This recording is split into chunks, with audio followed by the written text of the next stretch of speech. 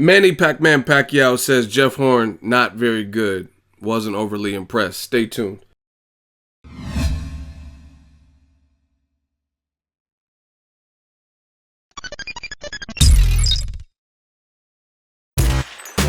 Boxingego here. If you like this video, make sure you hit the like button and also subscribe to the channel and hit the bell icon on the top of your screen to get notified when the latest new content drops. 1. What up, Fight World? It's your boy Ego, and I'm back with some more boxing. Make sure you smash the like button, also subscribe to the channel, and also hit the bell icon if you want to become part of the notification gang.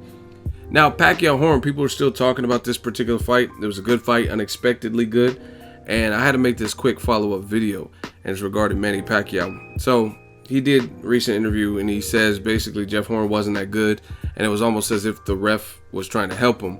He also did interviews with Filipino media outlets, and he says he believes he was set up. He didn't elaborate or specify who set him up or anything like that. So I want to give my thoughts. Now, this is becoming a trend in boxing, and it's a trend that I don't like. I told you guys time and time again, very open, very transparent, full disclosure. I had Pacquiao winning, but I also told you that a lot of which transpired, the whole perception of Jeff Horn winning, it's not out of the question. I don't think it was a robbery based on, I don't think the right person won. I thought Pacquiao won. Thought he was probably more effective, and that 9th round was a great round for Pacquiao and stuff like that. But this is the trend I'm noticing. Now it seems like it's fashionable to, if you take a loss, you just fight it tooth and nail, and it's getting egregious to me. You know what I mean? It's like in boxing, and with Pacquiao particularly, he's not really accepted any of his losses except for the ones that are like the ones you can't dispute, like when he's been knocked out. If Marquez knocked him out in the 4th fight, it's up to God, it's his choice, like, you know what I mean? Or when he Rustico Torrecampo or somebody. But every single other loss, there's always an excuse, and it gets old after a while. You know what I mean? Eric Morales beat him. He says, I didn't have my clitoris and the headbutt, and he was bleeding. You're a fighter. You got to get it done. You know what I mean? The Bradley loss, I thought Pacquiao won that fight, for the record. But still, like, he had an excuse for that. The Floyd Mayweather, he says, I think I beat Floyd Mayweather. And his most recent loss to Jeff Horn, it's something else. Oh yeah, and the Floyd Mayweather, he also said his shoulder was hurt. And it's just like, I'm getting tired of this trend in boxing where that's what you do. Ward beats Kovalev, and there's a million excuses why it happened the first time. So Ward says, okay, I'm not going to retire. I'll grant you a rematch. And then he doesn't get knocked down in the rematch. He looks exceptionally better game plan wise. And although it was somewhat competitive, I thought he just looked sharper. His timing, his foot movement, standing and trading, the inside work, all of that, the body shots, it was all there. Kovalev gets stopped, and then now they blame it on Tony Weeks and some fake Twitter account, because I still haven't heard Tony Weeks come out and say that's him. You know what I mean? And now the Pacquiao Jeff Horn. So it's becoming tiresome to always, everything is up in the air supposedly. It's like Danny Garcia versus Keith Thurman. I picked Danny Garcia, but Keith Thurman beat him. I thought, I don't necessarily like how Keith Thurman handled the second half of it. I don't think he needed to do that, but he felt he did, and it made the fight a little bit less than spectacular towards the end. But he did what he had to do to nab the victory. You know what I mean? So I'm off that. I'm good with that. Like, he did that if that's what he felt to do. That's why Conor McGregor's fighting Floyd and not him. You know what I mean? Because he had maybe an opportunity that was kind of like an audition to possibly lure Floyd back in, but that wasn't necessarily the performance to do it. That's going to generate a ton of interest for you and Floyd. You know what I mean? Now Floyd, being 40 years old, he picked Conor McGregor, who's on top of a good fighter in his respective sport. The hybrid of the fight is going to make a lot of money for everybody involved. So it's getting irritating to be honest, to hear all these fighters, and it's like, it's never a clean, unless you get knocked out or you lose so dominantly, like Crawford versus Victor Postal. It's just always an excuse. My shoulder, It was low blows. Jeff Horn's not that good. Well, obviously he was good enough, because I told you, this is why people are like, how can you blame Pacquiao for a robbery? First of all, not robbery when these fights are close. Second of all, it's Pacquiao's fault, because he shouldn't have been fighting this guy no way. If the same fight would have happened with a more previously respected name, Terrence Crawford, Keith Thurman, Errol Spence Jr., it wouldn't have looked bad. But the reason it was so shocking is because you got this John Doe guy from Australia, all 15 hours away from the United States, you know what I mean, if you were to catch a flight, Brisbane, Australia, that had no resume, that had less names on his resume than any real top person right now at the welterweight division. Errol Spence has a better resume. He beat Chris Algieri, Leonard Bundu, and now Kell Brook. Keith Thurman has a better resume. He beat Danny Garcia and Sean Porter, on top of other guys like Diego Chavez, Jesus Soto Caras. Sean Porter, he's fought Kell Brook. He beat Eric Bonet. He beat Broner. You know what I mean? He fought Keith Thurman. Some people thought he won that fight. He just knocked out Berto. All of these guys have better resumes and were more equipped for a mega fight. But you didn't give Crawford the opportunity, or Errol Spence. So yes, I do believe Pacquiao brought this on himself, because this was what was considered a cherry pick, and he shouldn't have been fighting him anyway. And you left. That's why this, if you think about it, that's what's making this more shocking for people, is this random Australian guy that no one had ever heard of beat you with only 15 fights, and you're bleeding, even though if it was like a headbutt or cuts and stuff, you're still bleeding, and you didn't look good, and you look fatigued. And there's tons of people, even people who have previously sided with Pacquiao, like Justin Fortune. He says Jeff Horn was better than we thought. Eric Morales said Pacquiao lacked conditioning and he looked kind of different. Bob Arum saying, hey, there was no robbery here. I don't know what the corner was doing. You know what I mean? They were acting incompetent. And people are speaking out like it didn't look like they had a game plan, which is what I tell you. Pacquiao's not a smart fighter. And I'm going to keep saying he's not a smart fighter, meaning if his plan is not working, he's going to just like, okay, let me get on my toes and jab and set something up. He doesn't fight like that. And that's just what it is. So any way you slice it, this whole ordeal can be traced back to Team Pacquiao. They took this opportunity, they took this fight. It wouldn't have, if Terrence Crawford did the same performance that Jeff Horn did, it wouldn't have been as shocking, because they'd be like, Terrence Crawford, he's in his prime right now. He has a lot of momentum. He's taller, bigger, and we know what he can do. And he can go southpaw. But the fact that you let Jeff Horn do this, it is kind of your fault, because you didn't make those adjustments.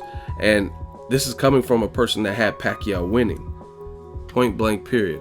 But I'm getting tired of all these excuses. It's like you can never. It's like I can't even remember the last major fight. I don't like to lose either, just in life. But I can't remember the last fight where the fighter just embraced it and said, "Oh, you know what I mean." Actually, shout out to Chris Arreola. That's like the last guy that I can remember who just kind of gave it up, didn't make any excuses. He said, "Deontay Wilder, you kicked my ass, bro." Straight up, just something like that. You know what I mean? And I respect the hell out of him for at least just owning up and being like, oh, you were the better man, you beat me. But a lot of these guys in these major fights aren't doing that. It's these low blows, the referee stopped it. Pacquiao's blaming the referee now. And I told you guys, I do think there were certain things the referee could have done better, yes. But this is a fight. This is a fight. You can't look to anybody for savior. You got to look across the ring at the man trying to kill you and knock your head off and take everything you've worked for. So yes, the referee could have been better, but if he's not being better, then you have to be better, and you have to make those adjustments. If a guy's hitting you in the dick, hitting you low, you hit him low. You know what I mean? If a guy's like clinching, then find a way to improve your defense to stay out of the clinch, or keep him at bay with the jab, or set something up. You know what I mean? Because people keep screaming robbery, but if Pacquiao had even a knockdown or a couple knockdowns, things like that, it'll be hard to rob somebody, because it's so irrefutable at that point, because you've done so much damage. Or if he would have been able to follow up his round 9 and round 10, and he didn't really follow up round 10 great, considering how badly Jeff Horn was wounded in that round. So it's I'm getting sick of this trend in boxing where it's like no one can accept defeat. It's like they'll take it to the grave. Oh no, I didn't lose. The referee did this. My shoulder. salt water.